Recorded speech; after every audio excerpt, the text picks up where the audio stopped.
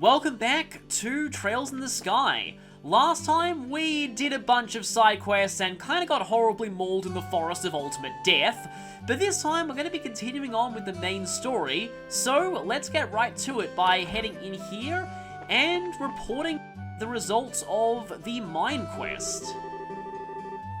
Yeah, a bit of trouble, that's kind of a massive understatement, Ina. Yeah, they have orbital telephones in this universe. So, basically, there were a bunch of monsters, there was a cave-in, a bunch of miners almost got eaten, and it may or may not have been caused by humans, but the protagonists don't know that yet. It's a pretty good amount of mirror, too. Yeah, that's going to be a running theme with this job, isn't it?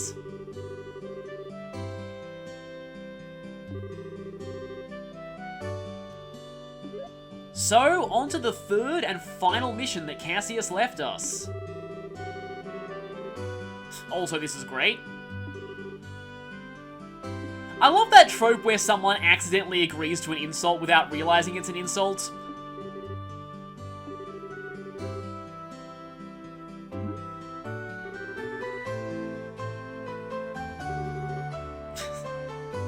I love his expression there.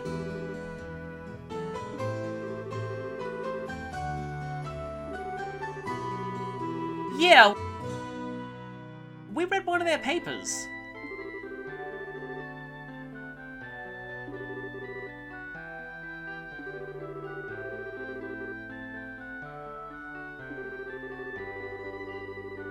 Ah, an escort request. I see what we've got here. Yeah, that doesn't bode well. Okay, reporter and camerawoman. Funny thing is, we've actually already met both of them at this point. But this referral should help us get in their good graces. While we're here though, I want to go ahead and report all of my side quests now, because if I don't do that right now, let's just say we're not going to have another chance to do this for a little while. And the extra mirror is going to be pretty helpful. No rank promotion just yet. But, as you can see here, we've now reported every job that we had available to us. I'm just going to quickly spend some of my mirror right now on, well, Estelle would approve of this, unfortunately they're not Stragers, on shoes. So yeah, these spikes should give us a little bit of extra defense. I technically don't need one for both characters, so I'm going to be getting new shoes in a chest soon, but yeah, why not? Let's just get two of these. I can always sell them back. Actually, speaking of selling things back, I don't think I've actually talked about this before, but the trophy for getting all the weapons, it just requires you to have had every weapon at least once. So you can actually safely sell weapons that you no longer need. You don't need to keep them all in an inventory or anything like that.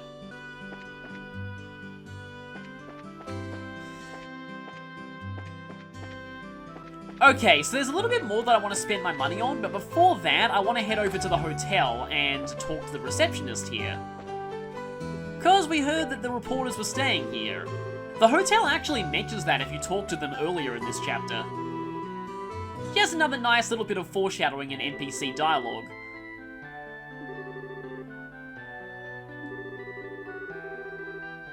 And thank goodness we have that referral. Ah, well that's not good. But at least we know where they went. It's funny, I was actually headed to the bar to buy food anyway. Before that though, I just want to quickly show that technically speaking we have already met the camerawoman and we can actually go and see her now, although there's no real point in doing so. She just keeps pointing out how cute the technology on that table is. Anyway. Yep, this green-haired guy with the portrait we met before. He's important.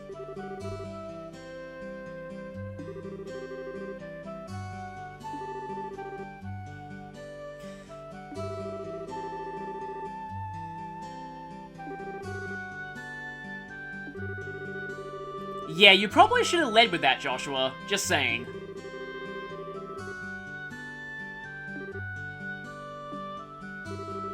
Oh. About that, you're about to be disappointed.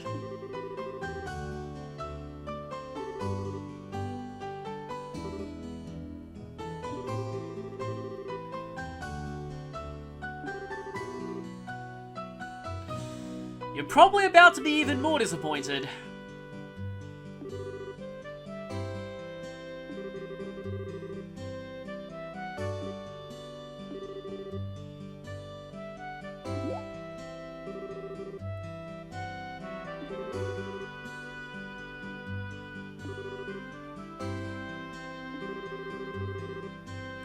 And, yep, cue disappointments. You also should have led with a referral, by the way. Just saying. This guy can be a jerk, but I can understand why he'd be annoyed that he paid for a professional and just got trainees.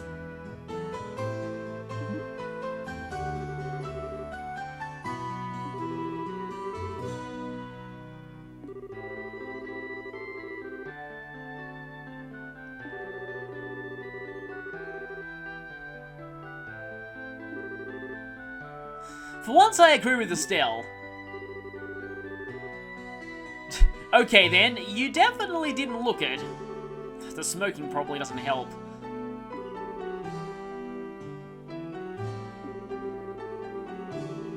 And so Joshua's gonna have to play damage control here.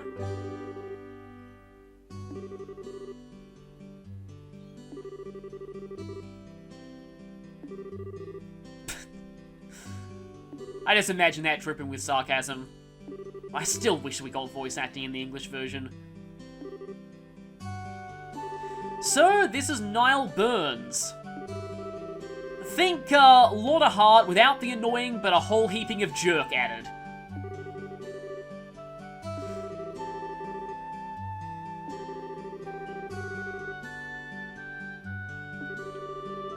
Okay, good, it's not the Mistwalds.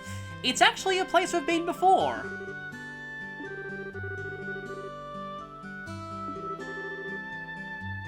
At least he's not as dumb as those kids. He at least asked for an escort before going there. And yeah, we're going to be going a little deeper into the tower than we did it the first time.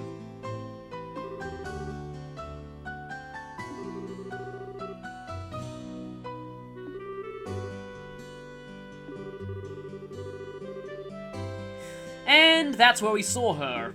Of course, we're not supposed to know about that yet.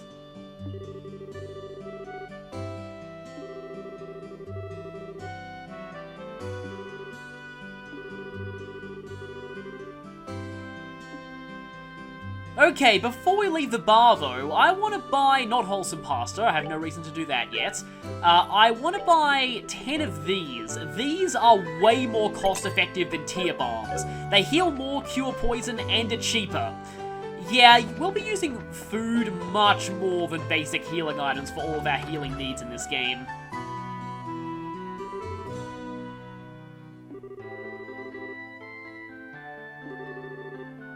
So, already we have a problem. Just as Freddy says.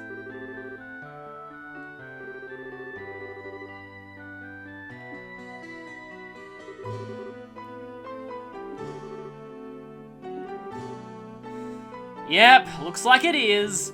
And time for a bit of an establishing character moment for both of these people.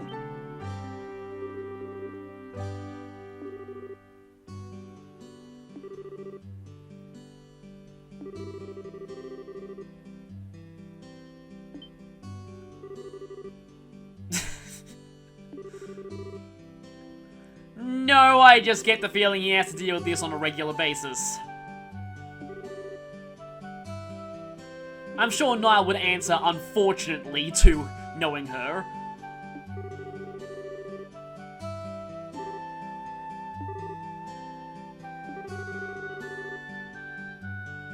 That is more than we got paid for the mine job, and that involved fighting monsters.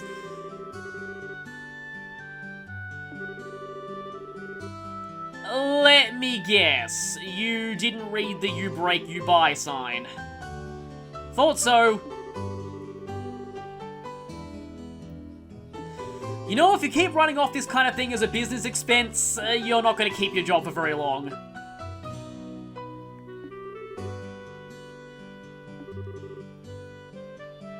Receipts. 1 camera repair, 1 completely smashed up and useless clock. Also, Estelle, you're not one to talk in that regard. Yeah, he might act like a jerk, but there's kind of a reason why he's paying out for Dorothy here. Well, hopefully you're more agreeable about this than he was.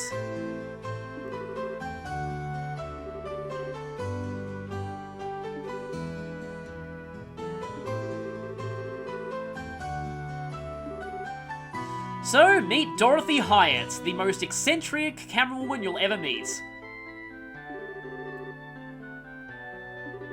Ah, she's a trainee. Why am I not surprised?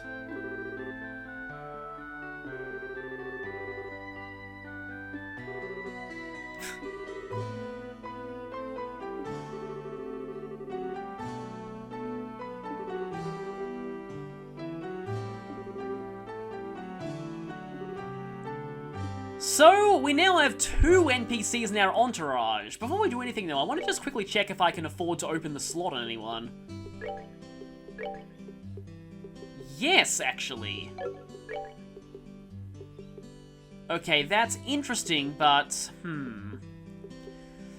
It's better to open a slot on Joshua because he uses magic better than Estelle does. However, I don't want to completely neglect Estelle either. Yeah, let's open a slot there.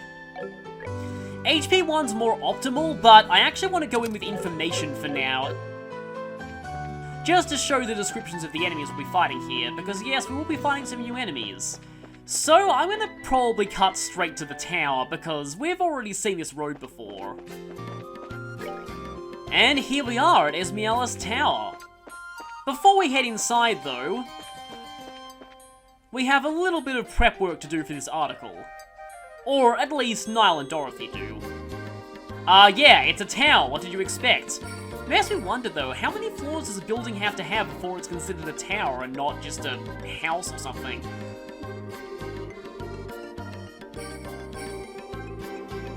Well, that's a pretty good estimate from Estelle there. Joshua knows the exact answer though because he's read about it in a book. Okay then.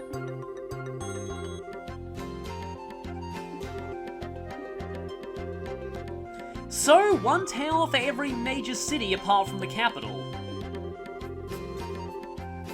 Well, that means they've got to be significant in some way.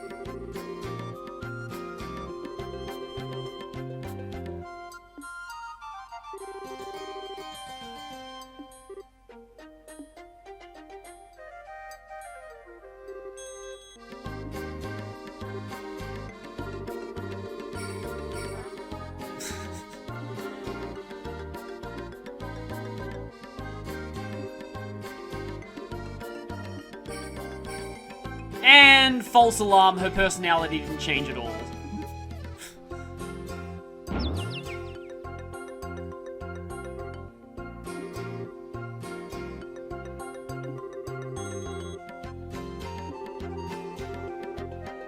Usual style, huh?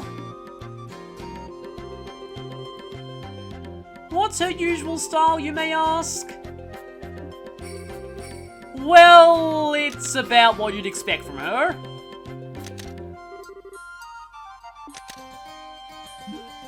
That sweat drop says it all. Here's the thing though, Dorothy is definitely an example of the trope bunny ears lawyer where it applies to photography. Because she may be incredibly eccentric, she's actually a very good photographer.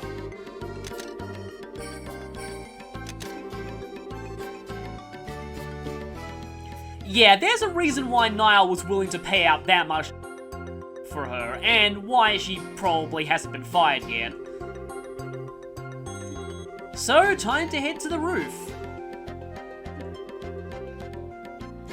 You unfortunately can't control NPCs' positions on the tactics menu, but in battle position, I want to set the 2 of us to be further forward than we were before. The better to protect them with, and the better to get into range of enemies. And, yeah, I just realized I forgot to heal that extra EP that Estelle gained from opening a slot on her orbment.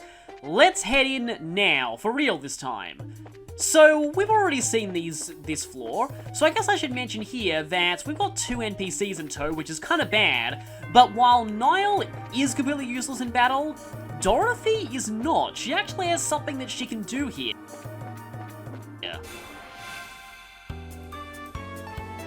In this fight, though, I want to show off Hellgate. It's pretty expensive at this point in the game, and I do want to save Joshua's EP for a later fight in the tower. But as you can see here, you have to target a specific enemy, not a point on the battlefield. I went over the pros and cons of this before, but I guess I can show this off now. If I have Estelle hit this thing, well, she missed, and that actually might be a good thing in the long run. Here is this unique thing that Dorothy can do to contribute to battle. She can blind enemies with her camera. Blind status works like it does in a lot of other RPGs, it drastically reduces physical accuracy. Arts, though, they always hit, so if you're blinded, casting arts is a good option. But, yeah, what I was saying is that Hellgate's pretty expensive and it always targets one specific enemy. If Estelle had hit that enemy and knocked them away, then one of the enemies here would not have been in range of the Hellgate, so yeah. You do need to be careful with AoE attacks that lock onto enemies specifically. Okay, there's a chest there. That's one of 5 chests in this tower. All of them are on the 3rd floor and on. The tower also contains fly skippers. I don't like these things at all. Please let me get a preemptive on you. Yeah, this one will almost always be a single fly skipper. Anyway, with information on, we can see this thing is a larvae monster living underground. Leeches HP from its prey. It's also resistant to wind. Now, fly skippers are pretty flimsy, but there's a good reason for that. If they hit you, they drain HP equal to the amount of damage they deal, and they do about like 70 to 80 damage to you in one hit. So, they can heal themselves pretty quickly. Anyway, I actually forgot to show off the mollusk information before, so I guess I can do that now. Like I said though, I don't want to blow too much of my EP here. Coral shell, actually. They're actually called mollusks, but they pretty much are. In old ruins, fairly harmless but dangerous in groups. That sums up a lot of enemies in this game. Yeah, just gonna go straight for a dual strike here, because I don't really want to waste too much EP on Joshua, like I said. Something to note about, that I haven't actually talked about this battle system, is that when you're targeting an enemy, it's highlighted in red in the turn order. So say that I put the aerial AoE here, I can tell that the first of the enemies to move is going to be not affected by the AoE attack. Whereas if I put it here, I'll be hitting both of them. This is good if you want to plan an ambush to make sure that enemies walk directly into your AoE. Aim it so that the enemies who will not be caught in it, or, you know, who are a little out of your aiming range, will get their turn before the spell goes off, and thus do run the risk of walking right into it. The enemies here are not worth a lot of experience due to us leveling up a little bit in the forest, so I don't really want to focus on fighting them too much, but I just wanted to show them at least. Now, these large central areas, they love hiding enemies, so I'm going to be careful there. Now, up. Did that hit Niall? No, it didn't. Good. Well, at least we have a new enemy here. These things don't tend to show up on the field, only in battle. These are Poms of the non-shining variety. They can steal your EP by hitting you, but the main thing to note about them is they have enormous magic resistance, despite having 100% resistance to all elements, but very weak physical resistance. So, yeah, you want to be attacking them physically. Yeah, if one hit of Dual Strike misses, both of them do. I do have to watch out here a little bit because I don't want to lose all of my CP. I want to keep that for, like I said, a fight later in this tower. Now, do I want to actually go for an aerial here, or...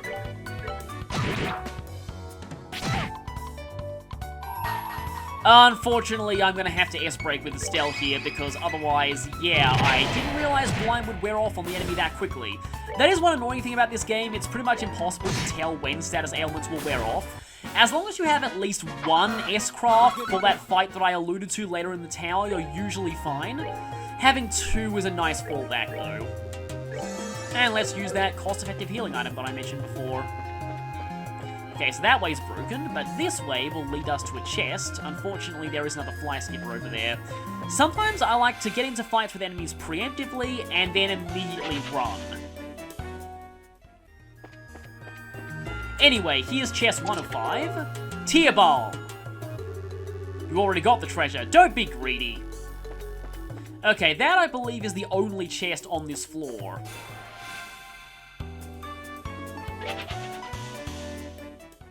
Oh hey, I actually got an EP heal turn before I fled. That's kind of nice. So floor 4 is where things get a little bit more complicated. Our only path is this way, and we have another monster. I usually like getting preemptive strikes on them regardless, because sometimes they contain fly skippers, and I don't like getting ambushed by fly skippers. But here we have chest 2 of 5. Knitted shoes. How nice of someone to just leave that in a chest here. We already took everything it had to offer. What more do you want? Now, the knitted shoes are kind of interesting. This is why I said that I forgot to equip those spikes that I bought. Well,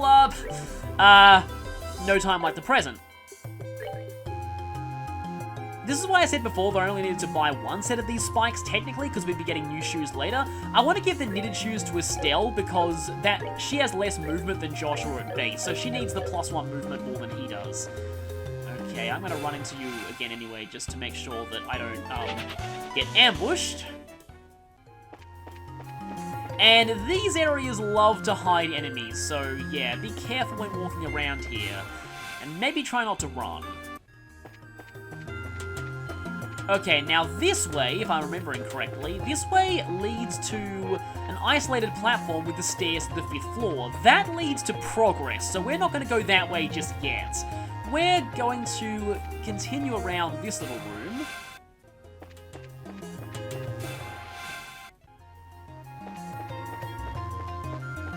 And these stairs will lead up. Before that, let's head this way, because there's a chest over here. There are 2 fly skippers. I reckon I can handle that.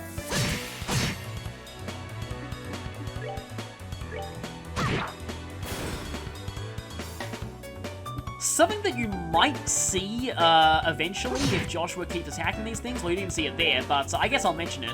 These things are immune to blind, so Dorothy's camera is useless against them. And, well, here's their drain effect. Oh yeah, another annoying thing about fly skippers, they're fast enough to double turn you sometimes, so... yeah, like I said, and yeah, there's the resist there. So if you see a resist show up on an enemy, it means they're immune to a status ailment you're trying to use on them.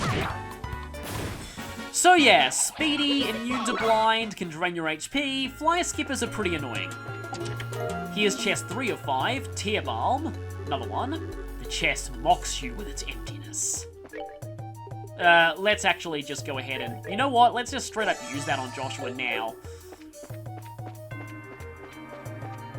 And this way we have nothing. So let's head on up to the 5th floor, but not the way to progress. This way just leads to treasure, which obviously we want to get because I'm going for a 100% chest run. Speaking of which, the way that the trophy, like its actual data is coded, and the reason why I know what the data of the trophy is because since I have obviously already played this game before, and Steam, well, if I had a different account, obviously, I wouldn't even have all my games. I already got most of the achievements on my earlier playthroughs of this game, so I had to download a utility tool to reset your Steam achievements, and the reset tool actually lets you look into the data behind the achievements directly. The data for the chest ones, the chest achievements specified you needed to see all of the chest quotes as well as just opening all the chests. I'm not sure if that's true anymore. That might have only been true in an earlier version. They actually did patch some of the achievements to be easier. But anyway, I'm going to go ahead and save before this chest and make sure that I'm fully healed, because this is a monster chest and can be a fairly tough one. Okay, let's do this. So these enemies here are robber trappers. You'll be seeing them quite often as monster chests in the towers. They explode when defeated, so information's good to tell you that. Now these things like to cast arts, so yeah, what I'm going to do here with Estelle is I'm going to aim an aerial. Unfortunately, I can't quite hit all of them. And for Joshua, should he go for Hellgate now? I think I'm actually just going to go for Soul Blur, because getting Faint on one or more of these things is actually very useful. Because getting Faint will prevent them from casting, obviously. So you want to pay attention to the rings that the enemies are, that appear when the enemies are casting here, because, okay, good. None of them are doubling up on an NPC. That's what we want. Because yes, they will target the NPCs. And this is why I said having an S-Craft handy can be very helpful. But I don't think I'll need to go for one, because I'm pretty sure no one's at risk of dying here. Airstrike thankfully has no status ailment associated with it, so all they're going to be doing is doing a little bit of damage to all of us. That is a 10% strength turn, though. I think I'm okay with that. Yeah, but I don't want them to hit Nile again, so I'm actually going to go... Should I actually just go for Hellgate? Maybe. Go for Hellgate on that one. Thankfully, Joshua's going to get his turn to cast the spell before these things start attacking, which is good because that means I can safely S-break with him without ruining his casting. Yeah, if you S-break with a character while they're casting a spell, obviously that completely cancels the spell. The EP from the spell, though, is only deducted at the point that it's used, so you don't need to worry about wasting EP that way. Also, by extension, if your attack is cancelled by an enemy with the EP property, you also don't need to worry about your EP being wasted. Okay, who you got? Okay, one of you is going for Nile, but I think two of them are going to die this turn. Okay, one of them just barely didn't. But Joshua gets to go before the others cast. And how... Okay, one's targeting Joshua, one's targeting Nile. That is bad. I need to eliminate one of them and then get the other one. This is a problem. I can't actually tell which one's targeting Nile. Alternatively, I could just... am I in range to heal him? I'm just barely in range to heal him. You know what? That might not be a bad use of Joshua's turn since I can't actually get any arts in. And if I went with a physical attack, he'd eat an explosion in the face. So yes, I'm actually going to go ahead and do this. Really, the one weakness of healing items compared to healing magic is that healing items require you to go right up next to your target. And I am definitely doing this.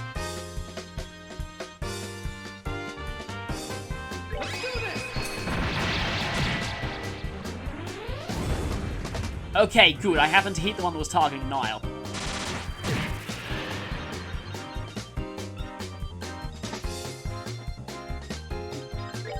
Let's see. I can safely finish you off before you get to do anything.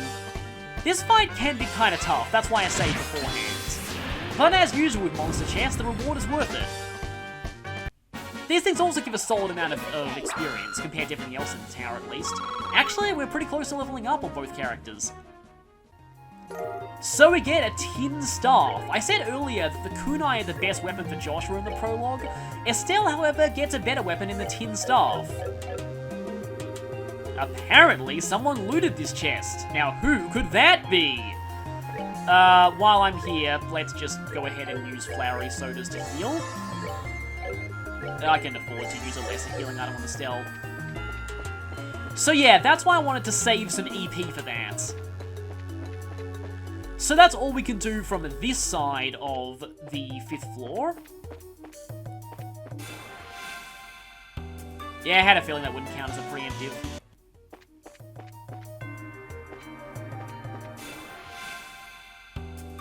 Hello there, Fly Skippers. Would you be so kind as to help us get a level up? That would be much appreciated.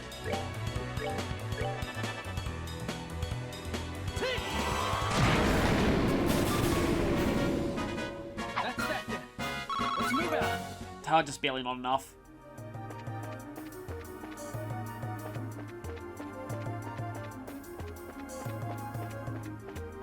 Okay, so let's head up to the 5th floor this way. No enemies on this little platform. That's kind of strange. They usually hide enemies on these kind of areas. But if we head over here, there is a chest. Potluck in a shell. I'd ask yourself how long that potluck has been in the chest and if you feel lucky. There, what's a little food poisoning? I'm feeling lucky.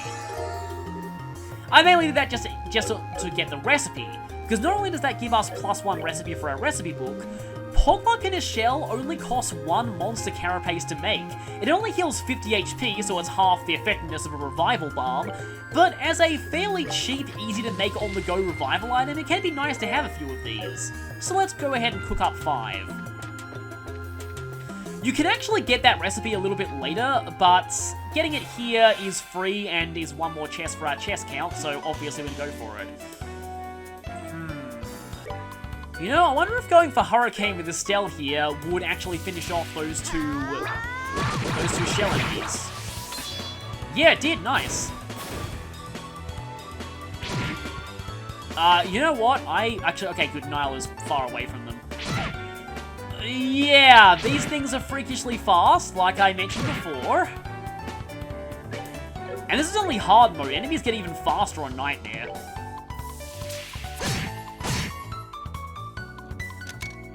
Unfortunately, you don't know that's useless.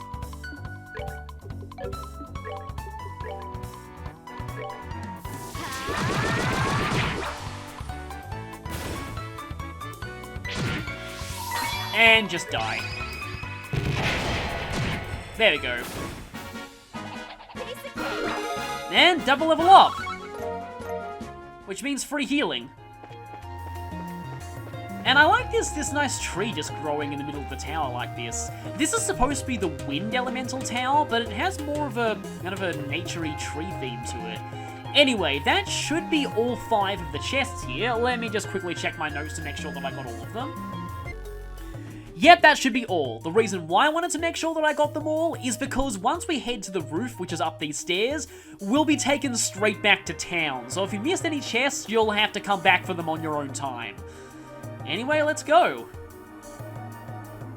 I kind of spoiled there won't be a boss up here because I didn't save before going here.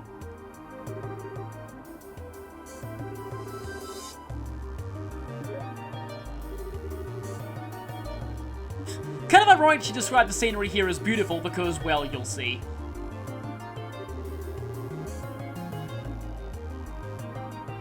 Yes, that thing looks pretty mysterious.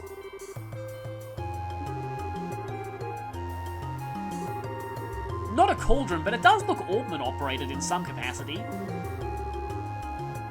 Ah yes, another RPG staple, ancient technology from a highly advanced civilization.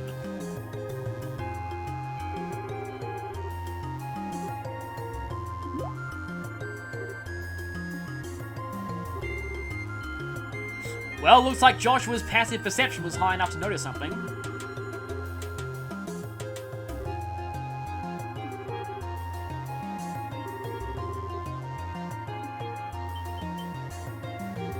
So, someone beat us up here.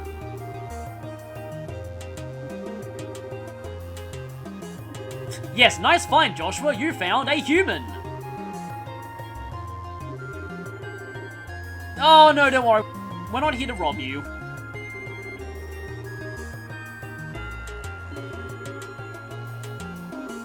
Once again, you probably should have led with that.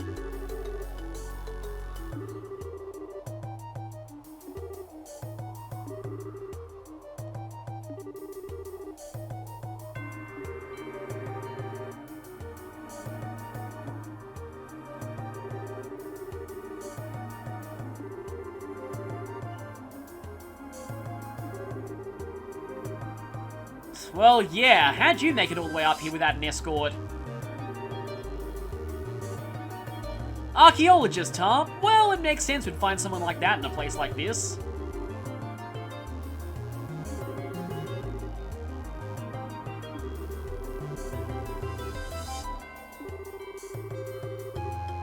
Ah, well, you're in a game where fleeing is 100% successful, so, all the time. So yeah, he's not quite Indiana Jones levels of competence. Though we're meeting a lot of crazy characters lately.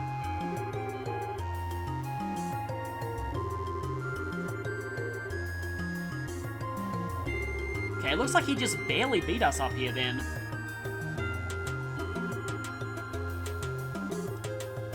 And, well, I guess, Niall just hit on a real stroke of luck running into an archaeologist just when he was going to run a story on ancient ruins.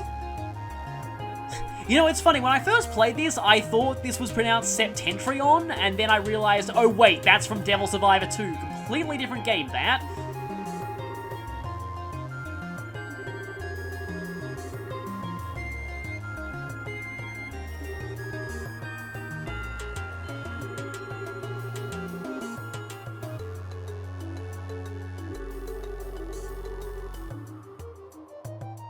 That corresponds to a lot of the elements of Sepith that we have. And of course, rule of RPGs is that any highly advanced civilization has been destroyed long before the game takes place.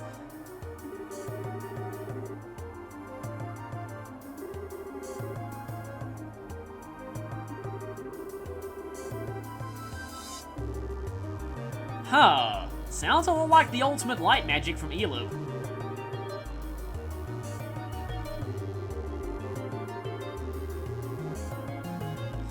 That would certainly be a great archaeological find.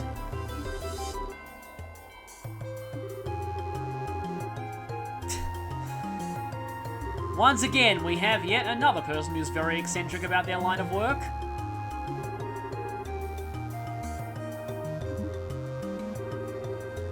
Ah, and no results to show for it yet. Well, there's a slot on it that looks like it can fit something, but I don't think we have anything that would really fit in there. Yeah, Niall would need to verify that kind of information before he runs a story like that. This guy doesn't exactly seem like the best source of information.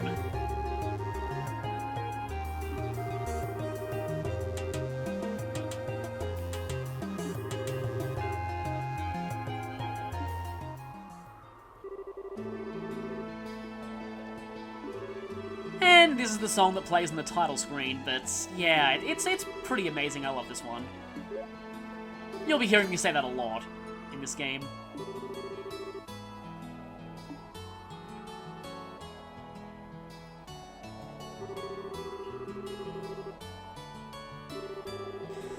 Yeah, you just lucked out and got yourself a free escort.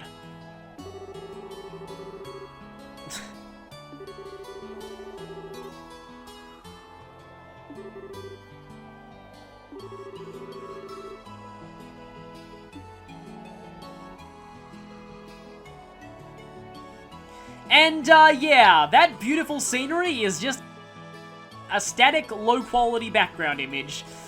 Yeah, this is just an HD port of a 2004 game, after all. And yeah, it was not really designed for full-screen mode, either. The view is great from here. You can even see that black void. Wait a minute, what?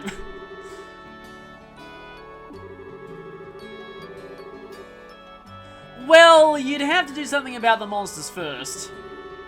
Especially those fly skippers. Ugh!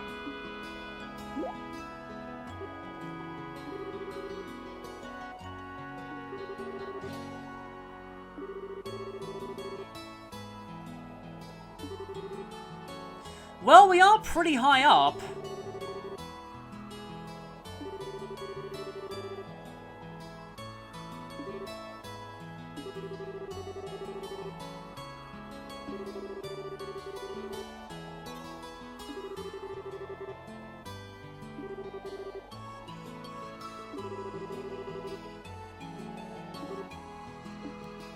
So at this point, we actually just have to talk to everyone here twice.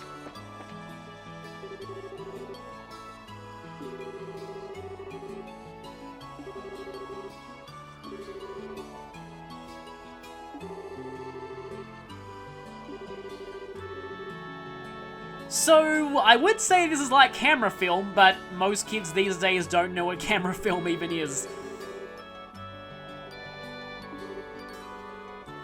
Yeah, back when I was younger, yeah, we still had to develop photos from cameras.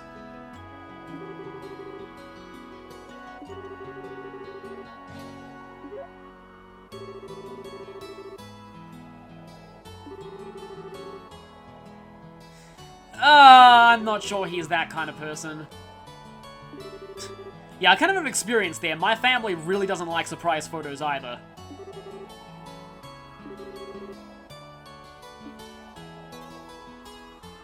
Yeah, and if you speak to her again...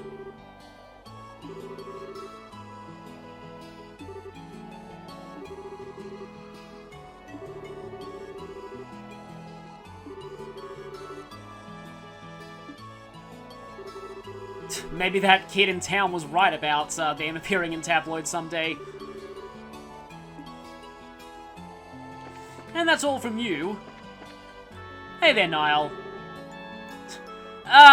Don't expect to live very long if you think that way.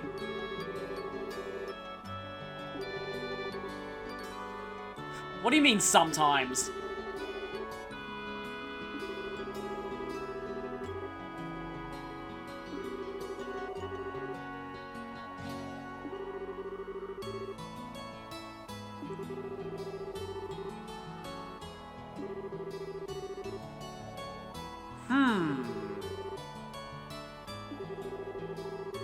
Yeah, we read about this in the Liberal news earlier. Wait, what do you mean by that? Ah, right. So they're not like flying people with wings or something.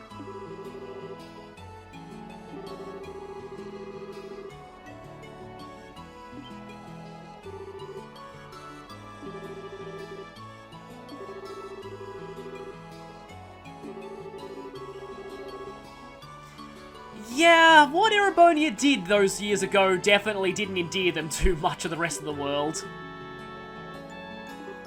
Yeah, I would really recommend getting more information before you run an article like that.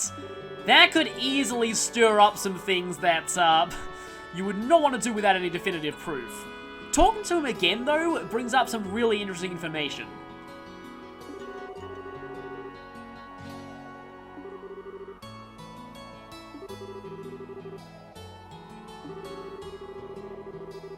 We've actually heard about this guy before, from the soldiers over at the border gate.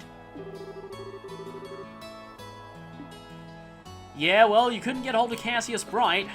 Maybe you can talk to him. Ah, there's Professor Alba. He's just circling this, little ruin thing.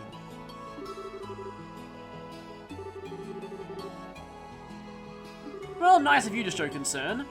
You're certainly less of a jerk than one of the other people up here.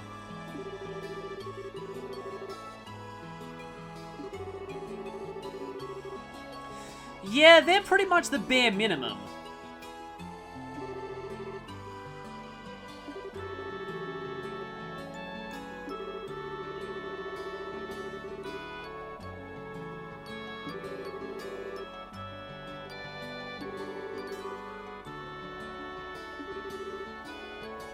Interesting. North, but not Erebonia.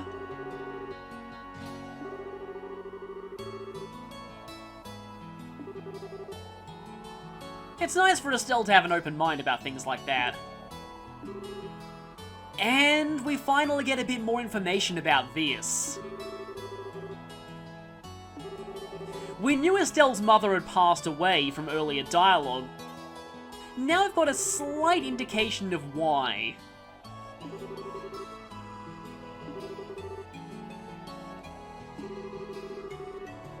Well, everyone comes across more like an older brother around Estelle.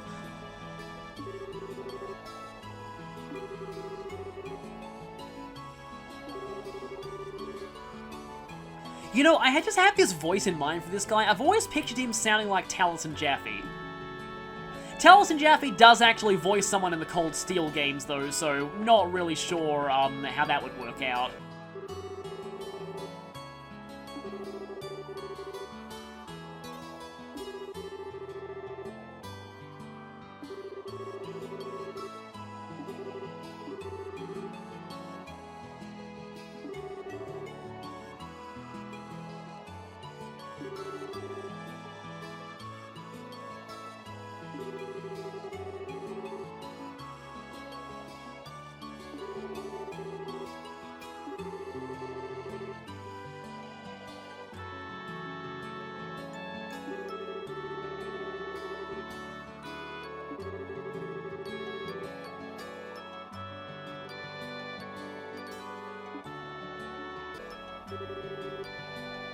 So now we've talked to everyone else here.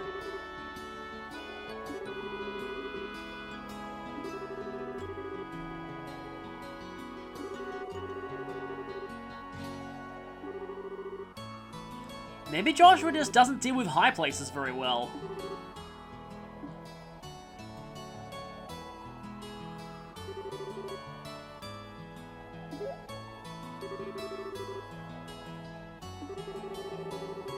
Hopefully she didn't get any candid pictures of both of us. And so, like I mentioned, we cut straight back to town after the rooftop scene. So, yeah, if you didn't get all the chests, you'll have to go back there. You know, maybe you should get an escort next time.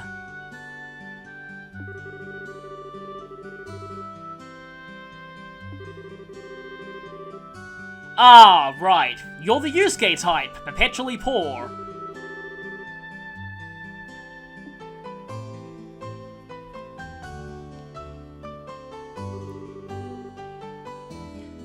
Well, Dorothy's okay, but I think we're gonna be pretty happy to say goodbye to you for now. At least he seems like a pretty good reporter, despite being a jerk. You just imagine how that would sound. You know, that is very true.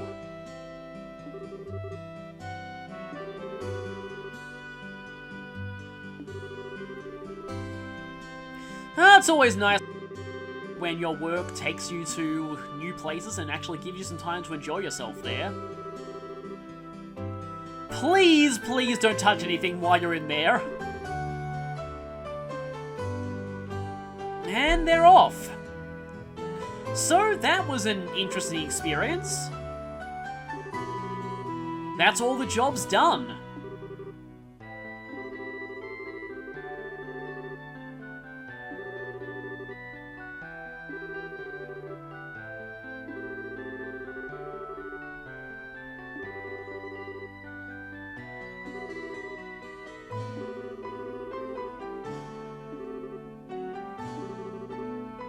Okay, good that you're feeling better.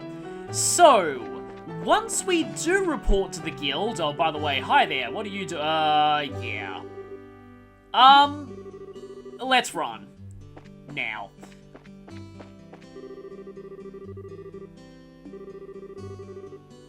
Well, that was a little while ago. That was a bit more recently.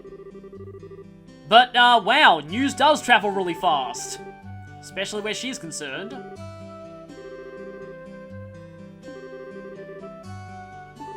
Well, maybe in the future, but you might not want to go talk to them now, because I'm pretty sure they wouldn't like that. So, anyway, let me just quickly check if I can open up any new slots here. It doesn't look like it. We need at least 30 wind in order to open up another slot on someone. I might as well grab hit 1, though. At least for the quartz trophy.